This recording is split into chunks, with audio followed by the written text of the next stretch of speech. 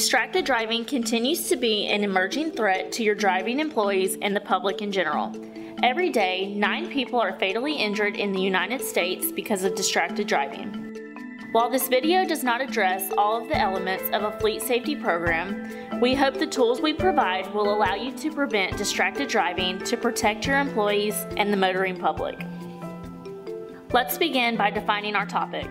According to the National Highway Traffic Safety Administration, distracted driving is defined as any activity that could divert a person's attention away from the primary task of driving.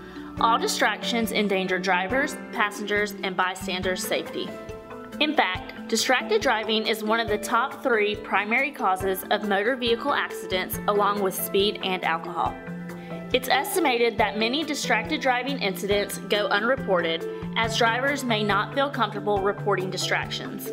Historically, there have not been any good ways to collect or track this information. Let's explore the types of distractions a bit more. Visual distraction is taking your eyes off the road, such as looking at a billboard. Manual distraction is taking your hands off the wheel, like changing the radio station. Cognitive distraction involves taking your mind off driving and is the most dangerous. Here's a true story with a tragic result that could have been prevented. A young woman ran a red light while talking on her cell phone. She passed 5 stopped cars in the lane next to her at 48 miles per hour. As she entered the intersection, she hit another vehicle, killing a young passenger. Here's the interesting part. She was looking straight out the windshield. In fact, she had both hands on the wheel and was talking on the phone hands-free. She may have seen the car stop next to her, but her mind did not process this information. This is an example of inattention blindness caused by cognitive distraction. Think about the last time you tried to multitask.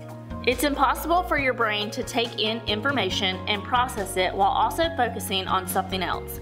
The brain switches between the 2 tasks and slows reaction time, resulting in lost or ignored visual stimuli. This can be incredibly dangerous because even at an average speed of 55 miles per hour, you are covering over 81 feet per second. At that speed, you'll cover a football field in just under 4 seconds. In 2017, the National Safety Council reported that motor vehicle deaths decreased 1% to just over 40,000. The estimated cost of motor vehicle deaths, injuries, and property damage in 2017 was over $413 billion. So why are fatalities not declining when safer cars and better technology are being introduced? Data suggests that the growing use of cell phones behind the wheel is increasing distraction, leading to the resulting spike in accidents and fatalities.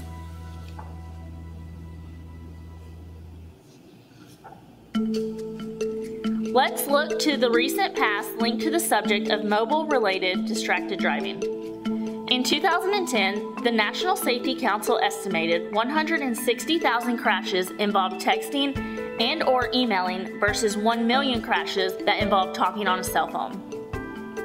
In 2011, the National Transportation Safety Board recommended all 50 states enact complete bans of all devices, including hands-free use while operating a motor vehicle. In 2012, all federal employees were banned from texting while driving. Now let's fast forward to present day. 47 states ban text messaging, 38 states ban all cell phone use by novice or younger drivers, 15 states prohibit drivers of any age from using devices while driving. An estimated 561 billion texts will be sent this month by all mobile devices. Let's talk about a few myths regarding mobile use while driving that you may have heard in the past. The first one is that hands-free is distraction-free. 30 long-term studies conducted by the National Safety Council concluded that hands-free devices offer no safety benefit when driving, and they do not eliminate cognitive distraction. Think about sending a voice text. What happens when autocorrect activates? How many times have you had to start over and resend? Now, this is not an actual example of a conversation between myself and any voice-to-text technology, but I think you get the point. Technology is great, until it isn't. A possible solution for mobile users is to implement a Do Not Disturb feature on your device that will activate while driving. There are different settings in downloadable applications that can do this for you. According to EverQuote, 75% of users who utilize Apple's Do Not Disturb while driving function on their iPhone believe that it makes them safer drivers.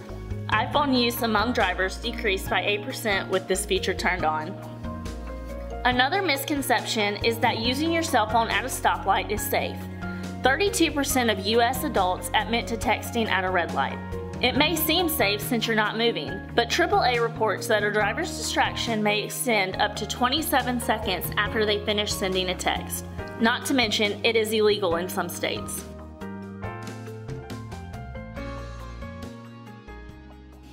Your organization has responsibilities when putting drivers on the road. Make sure you know your drivers. While older generations are less likely to be distracted by cell phones, drivers in their 20s are more likely to self-report use of cell phones in an incident. Know the current state laws. Traffic laws evolve quickly, and ignorance of the law is not a defense. Protect the motoring public. Ask all your drivers to adhere to your fleet safety program for their safety and the safety of others.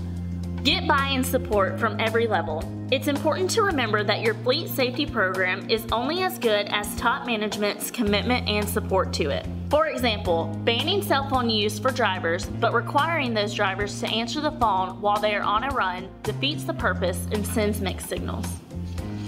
Here are a few best practices for the development of policies and procedures as part of your fleet safety program. Incorporate a ban on handheld and hands-free devices for all employees. Make sure there is knowledge of local laws. Perform annual or real-time monitoring of motor vehicle records. Identify criteria for driver selection and requalification. Be sure to outline what the deal breaker for your organization is. Require daily vehicle inspections by the driver and preventative maintenance performed by a certified technician. Include accident investigations and lessons learned.